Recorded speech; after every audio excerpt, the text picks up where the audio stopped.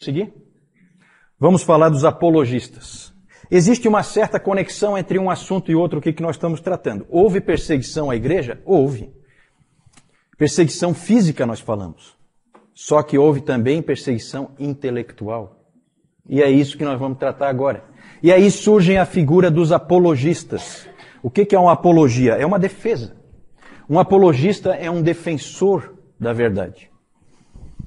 Esses apologistas, eles aparecem desde o início. Na verdade, o primeiro ataque intelectual à fé cristã veio com os judeus, foram os primeiros a atacarem o cristianismo. E lá no Novo Testamento nós já vemos como é que é a linha de defesa do cristianismo em relação aos judeus.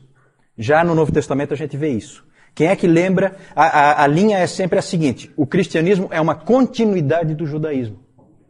Porque é a vinda do Messias prometido. Então sempre a igreja teve o Antigo Testamento como suas escrituras, porque não é nada mais nada menos do que uma continuidade. E o judaísmo, quando ele não migra para o cristianismo, ele estagnou, ele errou o alvo. Quem é que lembra onde no Novo Testamento que nós já temos defesas nessa linha? Vamos lá, provinha, prova oral. Defesa nessa linha de que o cristianismo nada mais é do que uma continuidade do judaísmo.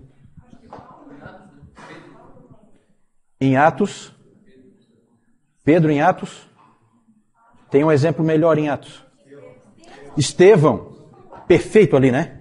É uma apologia bem clara em que ele mostra toda a sequência e apontando para essa linha de raciocínio.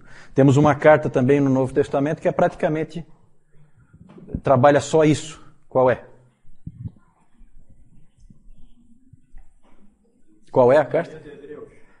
Hebreus, exatamente. Hebreus. É a carta aos... também trabalha exatamente isso, uma continuidade em relação ao judaísmo. É isso que o livro de Hebreus trata.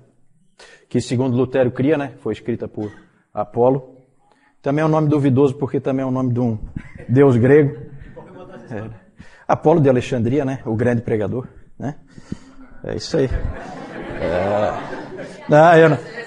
Não vou dar por causa do deus grego, né?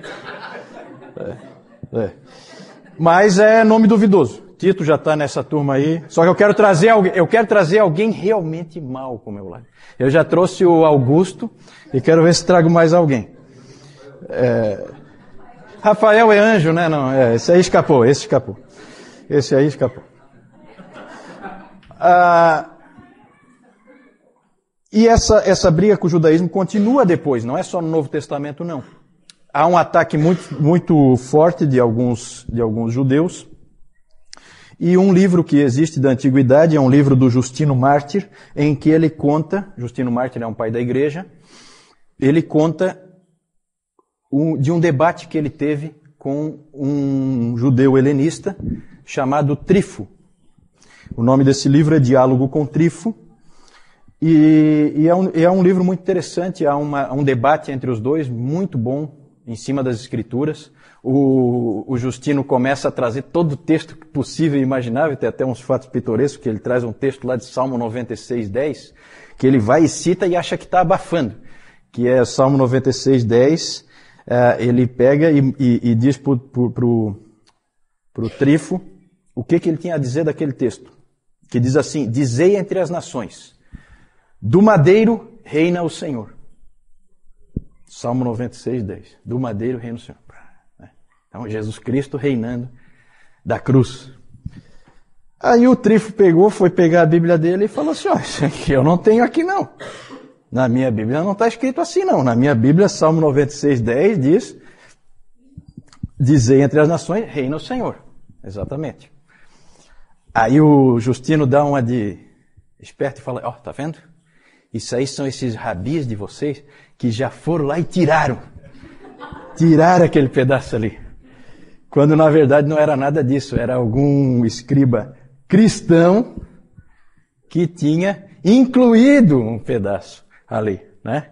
E o Justino estava com essa cópia que não estava fiel ao original, e o Trifo tinha Velho Testamento em hebraico, e o Justino tinha o Velho Testamento, a Septuaginta, a versão em grego. Já com esse copista que achou que estava abafando, né, botou lá em homenagem ao Senhor do Madeiro e tal. E são fatos pitorescos assim. Esse debate durou 2 dias e ninguém conseguiu mudar a posição do outro, mas é impressionante nesse livro, eu nunca vi o livro, mas tem os testemunhos nesse sentido, de que houve um tratamento extremamente cortês entre eles, um tratamento em excelente nível, eles se tratam como amigos no final, é uma situação que não perdurou no futuro. Depois a relação cristãos e judeus passou a ser péssima, né? Os rabis lançaram lá o tal do Talmud babilônico, atacando e jogando anátema para todo lado em cima dos cristãos, e os cristãos começaram a usar expressões do tipo assassinos de Cristo para os judeus, né? João Crisóstomo, um dos pais da igreja, foi um desses que utilizou esse nome e perpetuou esse nome aí. Quem são os judeus? São os assassinos de Cristo. Então a situação se deteriorou. Agora o judaísmo, houve então esse tipo de conflito aí com o judaísmo, mas o principal é com o paganismo. Pode passar ali. E aí nós temos várias obras da antiguidade aí, escritas por cristãos, para defender o cristianismo. Nós temos essa Epístola a Diogneto. É um material muito interessante, com uma boa visão da graça, porque uma coisa que é interessante dessa época aí da história da igreja é que ninguém entendeu a graça. Ninguém. Tinha que esperar chegar Agostinho para entender Paulo, porque ninguém tinha entendido Paulo. E essa epístola chega perto. E ela é muito bonita, ela usa a expressão de que os cristãos são a alma do mundo. Ela tem, assim, momentos bem interessantes. Esse Octávios de Minícius Félix é a história de um diálogo entre Octávios e Cecílius. Esse Octávios era cristão e ele, então, começou a discutir com esse Cecílius. E ele acaba convertendo os Cecílios. E é interessante que já naquela época, quando você pega esse material, que é lá do 2º século, você já vê os mesmos ataques à fé cristã que existem hoje. É impressionante como é sempre as mesmas coisas que se diz. Não há assim novidade, né? É sempre a mesma coisa. Esses ataques que vinham de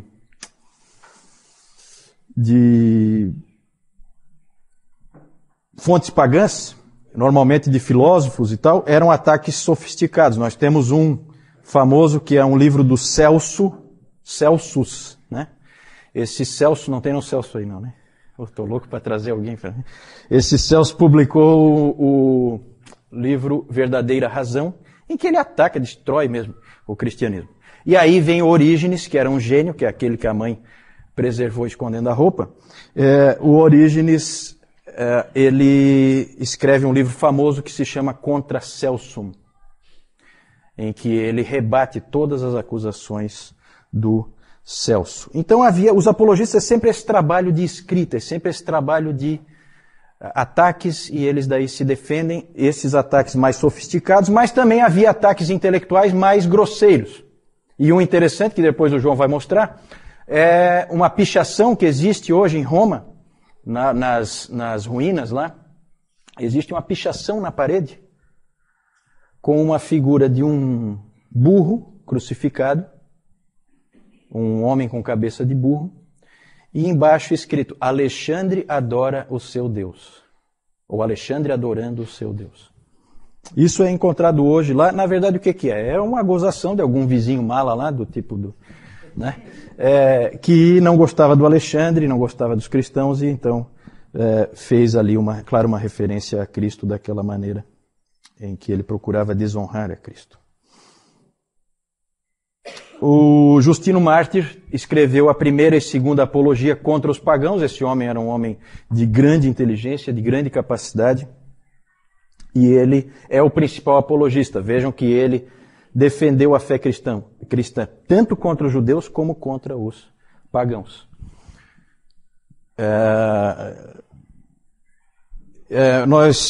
Na verdade, nós temos que agora parar para pensar um pouquinho porque a relação entre o judaísmo e o cristianismo é evidente, é simples de ver. Mas a relação entre o cristianismo e o paganismo é um pouquinho mais complicada. E aí havia um problema, havia uma dificuldade. Como tratar a cultura em que a igreja está inserida? Como ver a cultura? Como encarar? Devemos pegar o que se sabe, o que se conhece na cultura pagã e trazer para dentro da igreja, ou devemos nos afastar completamente? Isso foi um problema muito sério, uma dificuldade muito grande para a igreja saber como tratar isso. Daqui a pouco nós vamos ver em detalhes como que isso funciona. Na verdade, nós temos duas abordagens, duas formas de tratar a cultura nessa época dos apologistas. Pode passar isso. Cristianismo e cultura, duas abordagens. Uma é a abordagem de Clemente de Alexandria. Clemente, como um homem de Alexandria, evidentemente ele tinha em alta conta todo o conhecimento que já existia, conhecimento pagão, todos os escritos filosóficos, tudo para ele era de grande valor. E ele, então, ele enxergava assim, quando ele era perguntado se os cristãos deveriam repudiar todas essas coisas ou abraçá-las, o Clemente respondia: se alguém precisa de comida, deixe-o ordenhar a ovelha. Se precisa de roupa, deixe-o tosquiá-la. Da mesma forma, deixe-me usufruir da erudição grega. Ele achava que todos os filósofos pertenciam aos cristãos, que aquilo tudo era dos cristãos, e que aquilo tudo era para ser usufruído pela igreja, e não jogado fora. Essa era a postura do Clemente de Alexandria. Não é à toa que venha de Alexandria esse pensamento. E o Justino Mártir tem uma frase famosa dele, em que ele dizia que onde quer que haja verdade, ela vem de Cristo e pertence a nós. A mesma atitude. É verdade, é nossa. Então vamos pegá-la para nós. Essa é uma atitude, a atitude de integrar essas coisas no cristianismo. E a outra atitude, saindo de Alexandria, que é no norte da África, e indo mais para o ocidente, mais para o oeste, nós chegamos em Cartago, também no norte da África, e lá nós encontramos Tertuliano. E Tertuliano tem uma postura oposta. Ele acha que não deve haver nenhum vínculo entre a igreja, entre a fé cristã e a filosofia grega, o pensamento dos pagãos. Quem é que está certo? Pergunta difícil. Na verdade, a postura de Clemente, e que também foi depois a postura de Orígenes, que é sucessor de Clemente em Alexandria, é uma postura perigosa, porque ela leva facilmente a um sincretismo. Parecido com o que existe hoje em dia, né? Quando a gente pega e inclui a ciência dentro da igreja, e aí acontece coisas como a que o Nilton pregou hoje de manhã, de pessoas que misturam o relato bíblico com o evolucionismo, ou então no tratamento das vidas das pessoas na igreja, você começa a misturar a palavra de Deus com a psicologia, por exemplo.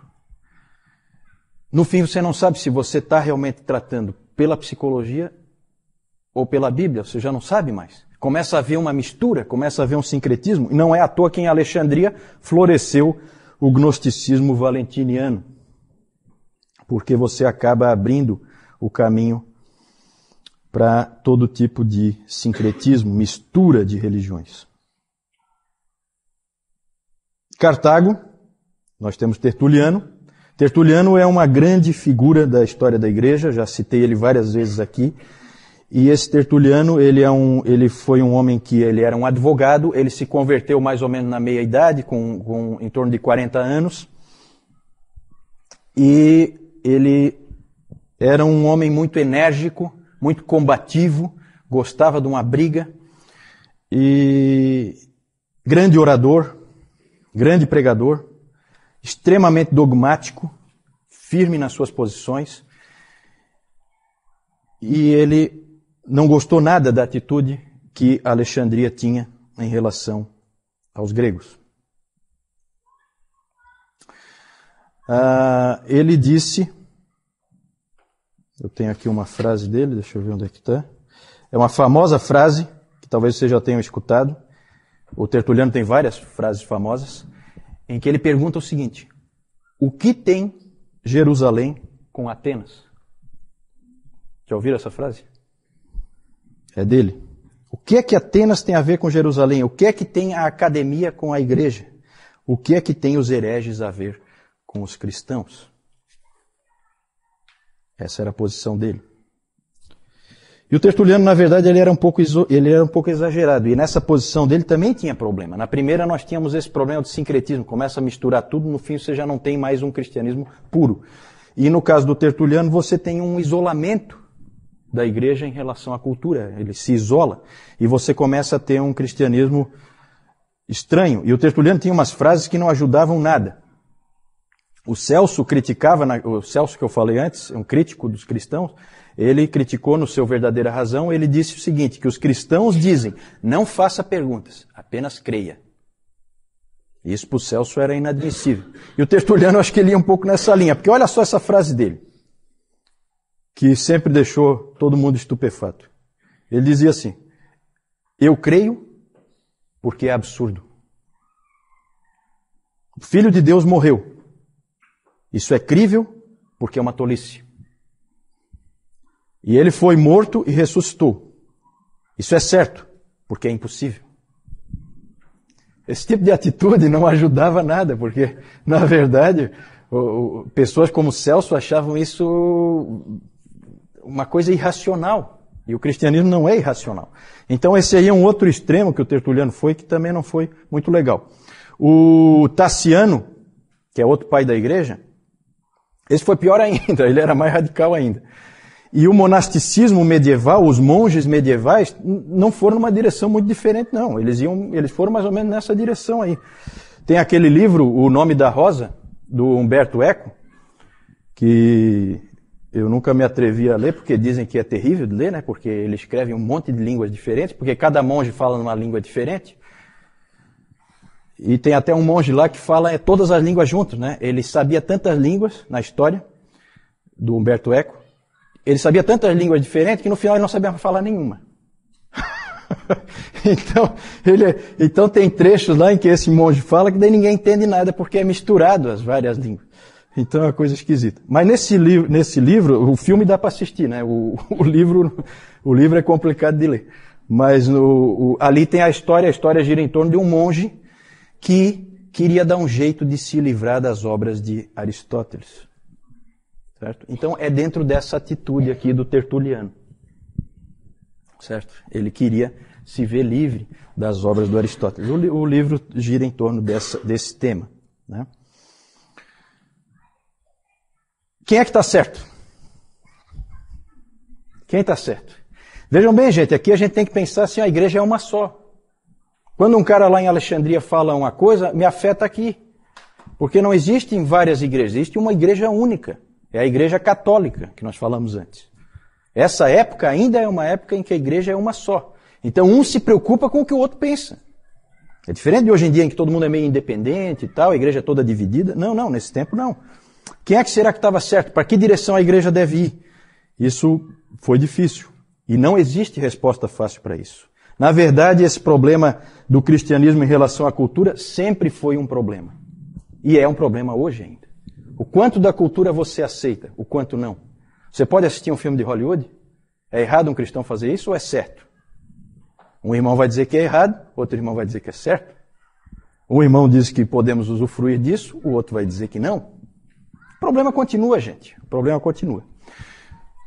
Pode passar? Existe uma classificação interessante do Richard Niebuhr, em que ele classifica assim a relação dos cristãos com a cultura. Isso a gente vê ao longo da história da igreja, vai aparecendo esse tipo de tensão. Existe a situação Cristo contra a cultura. Quem é que tem esse tipo de situação que nós já vimos aqui? Tertuliano. Cristo contra a cultura, bem típico.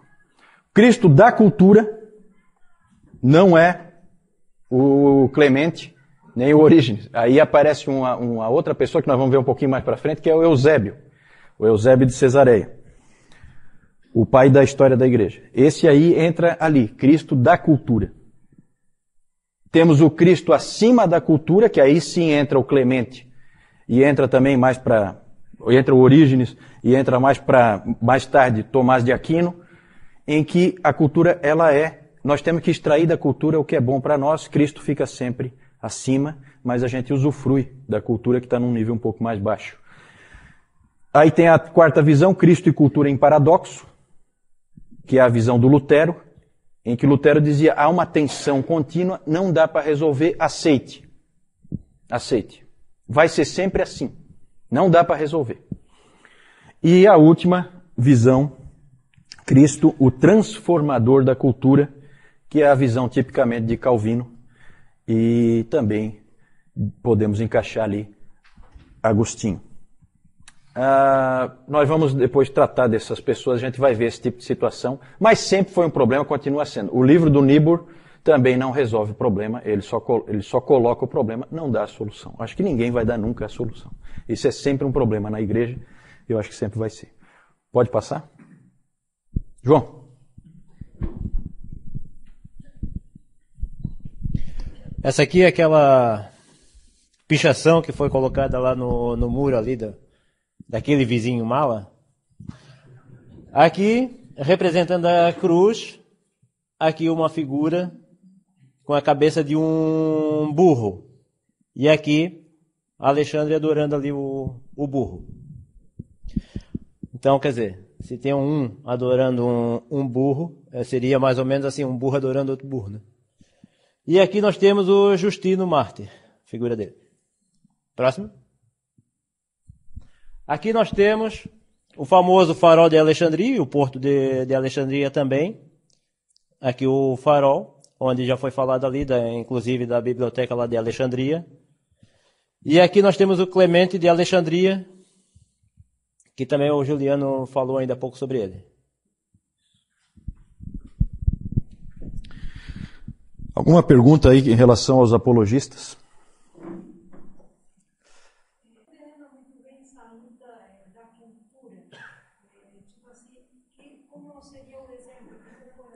A primeira é em relação ao que quer dizer, o que se quer dizer exatamente com cultura. Cultura aí, no caso, é o que nós costumamos chamar de mundo, né?